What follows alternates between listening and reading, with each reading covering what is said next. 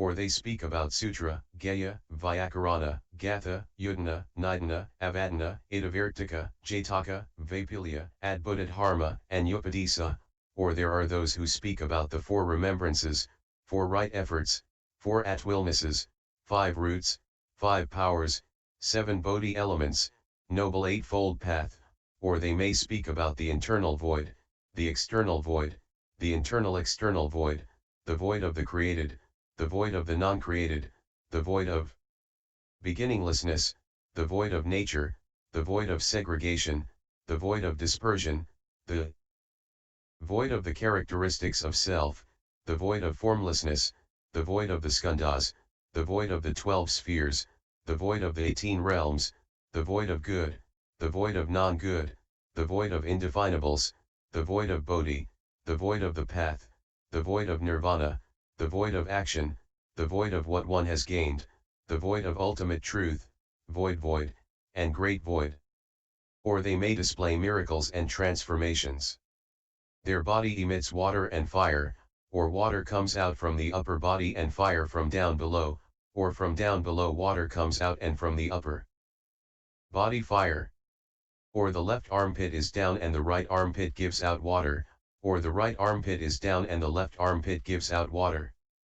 On from one armpit thunder rolls and shakes, and on from the other armpit rain falls. Or there may be one who shows the worlds of all Buddhas, or the scene of the Bodhisattva as he first appears in the world and takes 7 steps, lives in the depths of the palace, wherein he pursues a life of the 5 desires, or the scene in which he leaves the palace and performs austerities, or in which he advances towards the Bodhi tree, sitting thereunder in samadhi, or the scene in which he defeats the army of Maras, or the scene in which he delivers the first sermon, or the scene in which he performs great miracles, or where he enters nirvana. O world-honored one! Ananda, on seeing this, thinks to himself, I have not seen such miracles. Who is working all of these? Or are these all of Sakyamuni Buddha? He wishes to stand up, speak out, but the action will not follow his will. This is due to the fact that Ananda has been caught in Mara's traps. He also thinks, all that these Buddhas say is not the same. Whose words should I now give ear to? O world-honored one! Ananda is now suffering greatly. Although he thinks of the Tathagata, none comes to save him. That is why he is not here amongst the congregated. Then, the Bodhisattva Mahasattva Manjusri said to the Buddha, O world-honored one! Among this great mass of people congregated here, there are many bodhisattvas who have aspired to unsurpassed enlightenment in one life or who have aspired to bodhicitta over the course of innumerable lives. They truly make offerings to innumerable Buddhas. Their mind is firm set and they practice Danaparamita up to Prajnaparamita. They have long come to innumerable Buddhas, practiced pure actions, and are unretrogressive in their bodhicitta. They have attained the unretrogressive state of cognition and have arrived at the avinivartaniya and are perfect in right cognition and are in the Sarangama Samadhi. Such people listen to the Mahayana Sutras and do not doubt them. They understand well and speak about the oneness of the 3 treasures and that their nature and characteristics are eternal and unchanging. They hear of miraculous things, but their minds do not become surprised and do not shake. They hear about many kinds of voidness and their minds are not in fear. They clearly grasp all kinds of dharma nature. They uphold well all the types of sutra and they understand their meaning extensively. Also, they uphold the types of sutra of all the innumerable Buddhas. How could one be apprehensive as to their not being able to uphold the great Nirvana Sutra? Why is it that you ask Kaundinya where Ananda is? Then, the world-honored one said to Manjusri, listen carefully, listen carefully. O good man! Since the day when I attained Buddhahood, I have lived for over years in Rajagriha. At that time, I said to all the bhiksus, who of all those who are gathered here can uphold the types of sutra of the Tathagata and attend to what one i.e. the Buddha may need to have and yet not lose his own profit. At that time, Kaundinya was one of those in the congregation, and he came to me and said, I can well uphold the types of sutra, attend to all that there should be, and yet not lose what I may gain. I said, O Kaundinya, you are already far advanced in age. You must use somebody else. How could you expect to serve me? Then, Sariputra said, I can certainly uphold all the words that the Buddha speaks, attend to what he needs to have, and I shall not lose whatever profit I may gain. I then said, O Sariputra, you are already too old. Use somebody else. How can you wish to serve me? Things proceeded thus with all arhats. I did not accept any of them. Then, Maudgalyayana, being amongst their number, thought, the Tathagata does not accept the attendance of the arhats. Who might it be that the Buddha desires to have? Thinking thus, he entered into dhyana and saw that the Tathagata's mind was set upon Ananda, just as when the sun first rises and shines upon a western wall.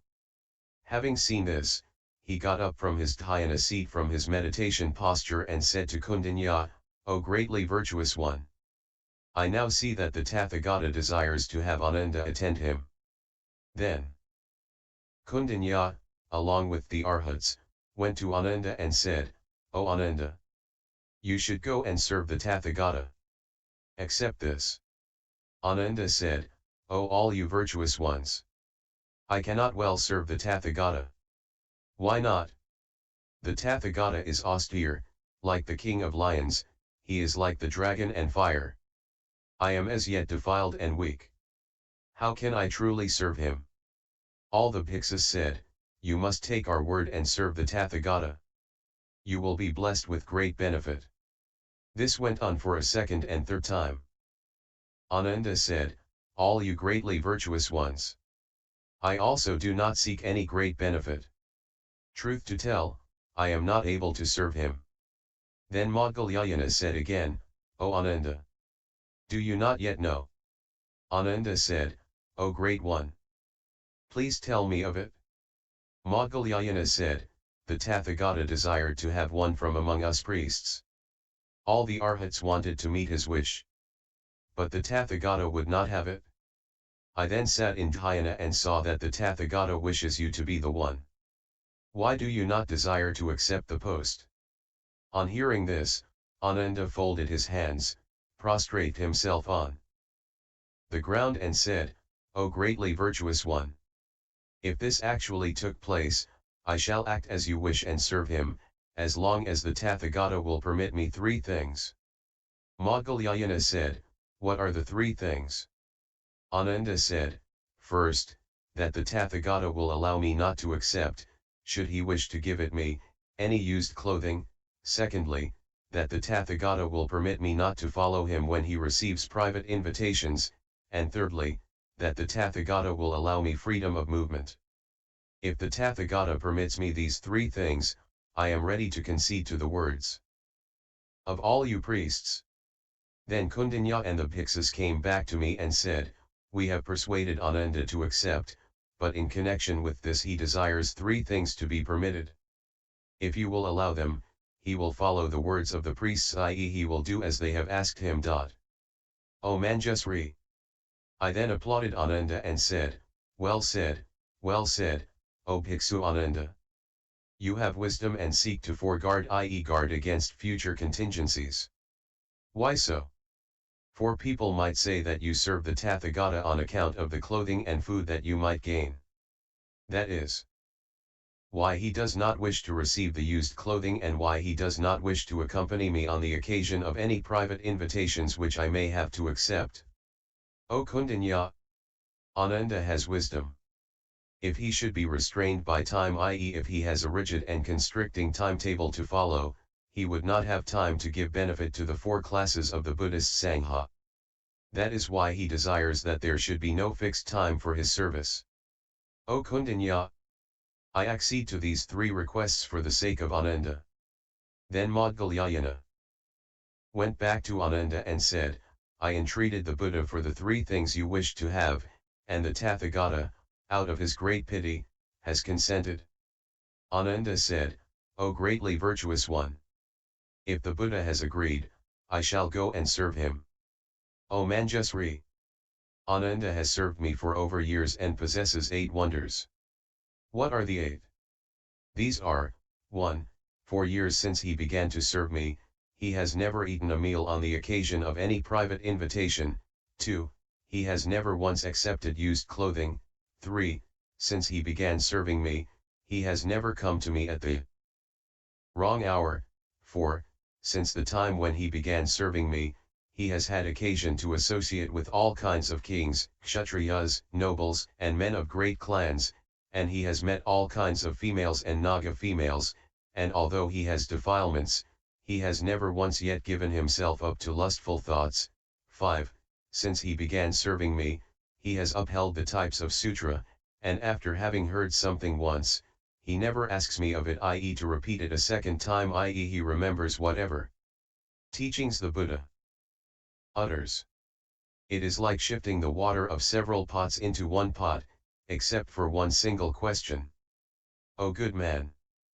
Prince Vijayadabha killed the people of the Sakya clan, i.e. the Buddha's own clan, and demolished the castle citadel of Kapilavastu. Ananda, at that time, was of sorrowful mind and wept. Coming to me, he said, I was born together with you in this castle, and I am of the Sakya tribe. How is it that the Tathagata looks radiant as on ordinary days, and I feel so wearied? I then replied, O Ananda! I practice the samadhi of the void. So I am not like you. 3 years passed by, and he came to me and asked, O world-honored one! In days gone by, I heard at the castle of Kapilavastu that the Tathagata practiced the samadhi of the void. Is this true or not? I said, O Ananda! It is thus, it is thus. It is just as you say. 6. Since the day he began to serve me, he has not yet gained the ability to read others' minds, but he always knew the dhyanas I was in. 7. Since the day he began serving me, he has not as yet gained the knowledge which would enable him to know whatever he wishes to know, yet he well knew and would say, such and such people came to the Tathagata, and such people have now gained the 4 fruitions of sramana, and such have gained these later, such and such have gained human life, and such have gained a heavenly body. 8. Since his first day of serving me, he has understood all the unspoken words of the Tathagata. O good man! Bhiksu Ananda possesses these 8 wonders. That is why I call Ananda the storehouse of rich hearing. O good man! Bhiksu Ananda is perfect in 8 things and thus upholds in perfect ways the types of sutra. What are the 8? They are, 1. His faith is strong. 2. His mind is straight. 3. His body is without illness or pain. 4. He makes effort unremittingly. 5. He is perfect in the praying mind. 6. His mind has no arrogance. 7. He is perfect in the settled mind. And 8. Through hearing dharma, knowledge comes about. O Manjusri! The disciple and attendant of Buddha Vipassana was called Asoka. He was also perfect in these 8 things. The disciple and attendant of Tathagata Sekin was called Samakara. The disciple and attendant of Buddha Visvabhuk was called Upas and Tat. The disciple and attendant of the great Buddha Krakuchanda was called Bhadrika. The disciple and attendant of Buddha Kanakmuni was called Sote, and the disciple and attendant of Buddha Kashyapa was called Yobamita. They all possessed these virtues. That is why I say that Ananda is a storehouse of rich hearing. O good man! Just as you say, there are amongst those gathered here innumerable bodhisattvas. But as these bodhisattvas have heavy tasks to perform, such as the works of great loving-kindness and great compassion, they inevitably have busy hours to work, to train the retinues and to adorn their own bodies.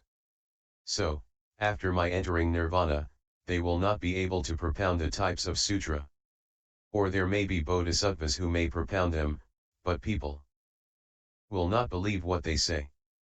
O Manjusri! Bhiksu Ananda is my younger brother one. Since the day when he began to serve me, years have now passed. But he remembers what he has heard, like water stored in a pot. Because of this, I look back to, i.e. think of Ananda and seek to know where he might be. and I desire to entrust this Nirvana Sutra to him. O good man! When I am gone, what Ananda did not hear will be propounded by Bodhisattva wide, what Ananda did hear will be promulgated by Ananda himself. O Manjusri! Ananda is now yojanas distant from this congregation and is surrounded by 64,000 billion maras. Make haste, go now, and say aloud, O all you maras! Listen closely, listen closely. The Tathagata now speaks a great Dharni spell. All Devas, Nagas, Gandharvas, Asuras, Garudas, Kimnaras, Mahoragas, humans, non-humans, mountain gods, tree gods, river gods, sea gods, and house gods. Hear this Dharni. There is none who does not respect and uphold this. This Dharni is what all Buddhas, as many in number as the sands of 10 Ganges, propound. This will indeed change the female form and enable one to read one's own fortune. If any person receives, i.e. practices well the 5 things, namely, 1. Pure actions, and abstention from, 2. Meat, 3. Alcohol, 4. Spices, and 5. Happily abides in quietude, and after becoming perfect in these 5 things, believes in this Dharni, recites it, and writes it, know that such a person can indeed discard the billion ill-omened, i.e. inauspicious bodies. Then, the world-honored one spoke thus, Amareti by Mare Namare Bakureti Kumaranya Kapi San Manavadai. Shabeta Shaitani Barameta Shaitani Manashie Setai Hiragi Anrara Idi Baran Mi Baran Mashere Fumi Funa Manu Ridi I 2. Then, Manjusri, having been entrusted with this Dharni, went to where Ananda was and, amidst the Maras, said, O you Maras and retinues! Hear well the Dharni which I have received from the Buddha and which I am now going to pronounce. The Mara king, on hearing this, aspired to unsurpassed enlightenment and, casting aside evil actions, released Ananda. Manjusri, accompanying Ananda, returned to the Buddha. Ananda, on seeing the Buddha, paid the sincerest homage, stepped back and took his seat on one side. The Buddha said to Ananda, in this forest of sal trees, there is a Brahmacharin named Subhadra, who is years old. He possesses the 5 miraculous powers. But he is not away from, i.e. has not yet overcome arrogance. He has attained the stage of thoughtlessness, non-thoughtlessness dhyana. He has arrived at all knowledge and has a mental image of nirvana. Go to him and say, the Buddha's appearance in the world is like that of the Udambara. He will, this very midnight, attain parinirvana. If you wish to act, act immediately. Do not have regret in the days to come. O Ananda! He will believe what you say. Why? Because, in the course of years, you were once Subhadra's son. The taint of the loving mind has not yet left him. For this reason, he will believe what you say. Then, at these words of the Buddha, Ananda went to Subhadra and said, know that the Tathagata appears in the world as rarely as the blossoming of the Udambara. This night he will enter parinirvana. If you wish to act, meet to the occasion. Do not have any regrets for later days. Subhadra said, well said, O Ananda. I shall now go to the place of the Tathagata. Then Ananda went back to the place of the Buddha, accompanied by Subhadra. Then, on arriving, Subhadra spoke thus, O Gautama! I now wish to ask a question. Answer me as i.e. in the spirit of how I mean to ask. The Buddha said, O Subhadra! It is now time. I shall answer you. I shall employ the means. And answer you. O Gautama! All Sramanas and Brahmins say, everybody encounters karmic results, they are sad or happy, and all arise out of what they did before. Hence, if one upholds the moral precepts, makes effort, and undergoes bodily and mental pain, this will crush out the original karma. When the primary karma ends, all suffering ends. Suffering ending, nirvana results. What do you think of this? O good man! If there are any such Sramanas or Brahmins, I shall feel pity and go to them. On arriving, I shall ask, do you speak thus? If they say, we do speak this. Why? O Gautama, we see all the people who do all kinds of evil and who yet are rich, and act as they will. And people who are very poor, although doing good. Or people who do not seek, and who yet somehow gain things. Or there are people who have compassion and do not kill, and yet they die at an untimely hour. Or people who enjoy killing, who gain a long life. Or there are those who perform pure actions, who make effort and uphold sila, and who gain, or do not gain, emancipation. That is why we say that all people suffer from sorrow or are blessed with happiness due to the primary karma which they have engendered in the past. O Subhadra, I shall now ask, do you see or not the karma of the past? If there is this karma, is it many or few? Does the penance that one undergoes not crush out the suffering in any way? Do we know or not whether this karma has died or not? Does all end when this karma ends? Should the person say, I really do not know, I shall take up a parable. Suppose, for example, that a man is struck by a poisoned arrow. The people of the house call for a doctor, so as to have the poisoned arrow extracted. Once the arrow has been removed, the man's body is at peace. 10 years on, the person still recalls the event very clearly. This doctor extracted the poisoned arrow for me, treated me with medicine, and I now enjoy peace. You do not know the past karma. How can you know whether the penance you now perform crushes out the karma done in the past? Or he may well say, O Gautama, now, you yourself have karmic results from the past. Why should you reprove me in regard to my past karma? In Gautama's own sutras, this thing is spoken of. You say, if one sees a rich and noble person, and a person who enjoys freedom, one can indeed know that such a person has made good offerings in past lives. Do you not say that they are the karmas of the past?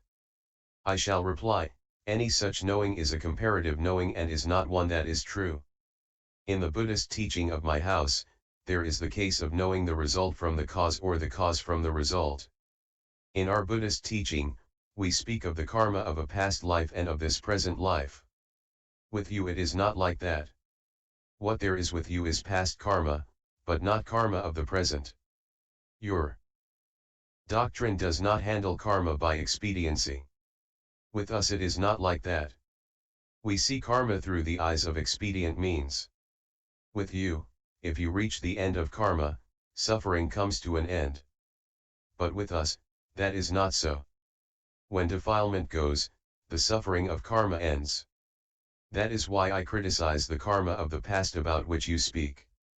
If the person says, O Gautama, truth to tell, I do not know about this, I got this from my teacher. My teacher says so, I am not to be reproved. Then I shall say, who is your teacher? If he says, he is Purana, I shall then say, why did you not ask each of your teachers whether they know the karma of the past? If your teacher says that he does not know, why should you take his word, i.e. believe what he teaches regarding karma? If he says that he knows, you should ask whether the causal relations of the lowest grade of suffering call forth the causal relations of the top grade of suffering, or whether or not the causal relations of suffering of the middle grade harvest the suffering of the lowest or top grade suffering. Or ask if the causal relations of the top grade gain one the suffering of the middle and low grades. If no, you may well ask, how can you, the teacher, say that the result of bliss or suffering only rests in the past and not in the present? Also you could well ask whether or not the suffering of the present exists in the past. If it is in the past, it must be the case that the karma of the past is now ended. If it is ended, how is it possible for a person to harvest it in this present life? If it is the case that there is no past, but what there is merely the present, how can one say that the being suffering and bliss arise from past karma? If you know that penance in the present life can truly crush out the karma of the past life, how can one crush out the penance suffering of the present life? If it is not crushed out, suffering must be eternal. If suffering is eternal, how can one say that one attains emancipation from suffering? If what one does crushes out suffering, then the past is already gone. How can there be any suffering? O you! Does penance cause the karma of bliss to harvest the fruit of suffering? Also, can the karma of suffering cause one to harvest the fruit of bliss? Does the karma of non-suffering and non-bliss become the fruition of non-receiving? Is it possible that whatever result one has to harvest now, becomes one to be harvested in the life to come or not? Is it possible or not that what one is to harvest in the next life can be harvested in this life? Is it possible or not to cause these two karmic returns to be of no return? Is it possible or not? Is it possible or not to make a karmic return that is definite into one that is indefinite? Is it possible to make an indefinite return one that is definite? If he says, O Gautama, it is not possible, I shall again say, O you! If it is not possible, why should you suffer penance? You should well know that there are cases where past karma forms the causal relations of the present. That is why I say that karma arises out of defilement and that by karma one meets with the recompense. O you! Know that all beings have karma of the past and the cause of the present. Though beings have the past karma of life, they have to depend upon the causal relations of food in the present life. O you! One may say that beings suffer from sorrow and are blessed with bliss, all definitely grounded in the primary karmic causes from the past life. But the situation is not thus. Why not? O you! For example, it is as when a person does away with the enemy of the king, as a result of which he gains treasure and is blessed with bliss in the present life. Such a person generates the cause of bliss in this present life and reaps the recompense of bliss in this present life. For example, this is analogous to the man who kills the king's son and through this loses his life. Such a person engenders the cause of suffering now and harvests the karmic return in this present life. O you! All beings, now in this present life, encounter suffering and bliss from the four great elements, the seasons, the land, and people. That is why I say that all beings do not necessarily harvest suffering and bliss primarily from their past karma. O you! If a person can arrive at emancipation through the power of the causal relations of cutting off karma, we could say that all sages cannot attain it. Why not? Because the primary karma of beings has no beginning and no end. That is why I say that when one practices the holy way, this way truly makes away with the karma that has no head or tail. O you! If one gained the path through penance austerities, all animals would have to attain it. That is why one first subdues the mind and not the body. Hence I say in my sutra that one must cut down the forest but not the tree. Why? From the forest, one gains fear, but not from the tree. If one wishes to adjust the body, one must first adjust the mind. The mind is the forest, and the body is the tree. So may we compare things. The Bhagavat blessed one equals the Buddha said, Noble son, how have you previously trained/disciplined your mind? Subhadra replied, Bhagavat, I reflected intensely upon the fact that the realm of desire is impermanent, unpleasant, and utterly impure, and realized that the realm of form is permanent, pleasant, and utterly pure. Having realized thus, I severed the kleshas of the realm of desire and attained the sphere ayatana of form. In that way, I previously trained/disciplined my mind. Then, when I investigated the realm of form, I realized that form is impermanent and is like a sore, an ulcer, poison, or a thorn. I saw that the realm of formlessness is permanent, pure, and peaceful. Having realized this, I severed the kleshas of the realm of form and attained the sphere of formlessness. In that way, I previously trained/disciplined my mind. Then, when I investigated ideation samjana equals the making of thoughts and ideas in the mind, I realized that it is impermanent and is like a sore, an ulcer, poison, or a thorn, and I attained the samadhi of the sphere of neither ideation nor non-ideation. Na evasa and janasan jat. I realized that the sphere of neither-ideation or non-ideation is all-knowing awareness sarvajana jnana, peaceful, pure, irreversible, and unchanging. In that way, I previously trained/disciplined my mind. The Bhagavat said, "Noble son, how have you trained/disciplined your mind? What you have attained is the samadhi of the sphere of neither ideation nor non-ideation, but that is still ideation. If nirvana is devoid of ideation, why do you term this nirvana? Noble son, if you previously disdained coarse ideation, why are you attached to subtle ideation, not knowing that it is inferior? Even that sphere of neither ideation nor non-ideation may be termed ideation. It too is like a sore, an ulcer, poison, or a thorn. Noble son, though your teacher, Udraka Ramaputra, has acute faculties and is prudent, he worships the sphere of neither ideation nor non-ideation. If he still is embodied in a low-grade body, what need is there to say anything further?" Subhadra asked, "How does one sever all samsaric existence?" The Bhagavat replied, "Noble son, if any individual engages in the true/real ideation, all samsaric existence will be severed." Subhadra asked, "Bhagavat, how should one know true/real ideation?" Noble son, the ideation of non-ideation should be known as the true/real ideation. Bhagavat, how is the ideation of non-ideation to be known?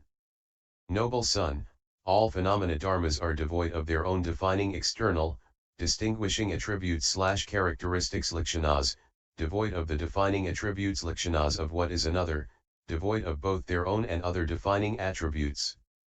They are devoid of the defining attribute of being without cause, devoid of the defining attribute of result, devoid of the defining attribute of being experienced, devoid of the defining attribute of being an agent, devoid of the defining attribute of being an experiencer, devoid of the defining attribute of being an entity/thing dharma, and devoid of the defining attribute of not being an entity/thing. They are devoid of the defining attributes of male or female, devoid of the defining attribute of a human being, they are devoid of the defining attribute of an atom, devoid of the defining attribute of time and season. They are devoid of the defining attribute of having been done for oneself, devoid of the defining attribute of being done for another, devoid of the defining attribute of being done for both oneself and another. They are devoid of the defining attribute of existence, and they are devoid of the defining attribute of non-existence. They are devoid of the defining attribute of being a producer and devoid of the defining attribute of being a product. They are devoid of the defining attribute of cause and devoid of the defining attribute of being a secondary cause. They are devoid of the defining attribute of result and devoid of the defining attribute of being a secondary result. They are devoid of the defining attribute of day and night, devoid of the defining attribute of light and darkness. They are devoid of the defining attribute of what is seen and devoid of the defining attribute of being a seer. They are devoid of the defining attribute of what is heard and devoid of the defining attribute of being a hearer. They are devoid of the defining attribute of what is felt and known and devoid of the defining attribute of being a feeler and a knower. They are devoid of the defining attribute of awakening bodhi and devoid of the defining attribute of being one who attains awakening. They are devoid of the defining attribute of karma and devoid of the defining attribute of being one responsible for karma.